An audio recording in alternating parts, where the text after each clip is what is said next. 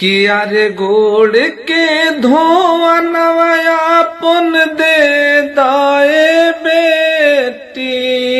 छीटी पहिले घरवा दुआर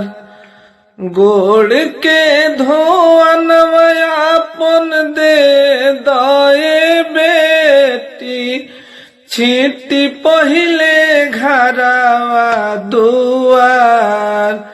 ले के हथेलिया पहोठ से सटैती पौआ के पाखर न तोहार आरे ले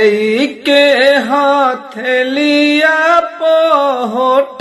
से सटैती पौआ के पाखर न तोहार।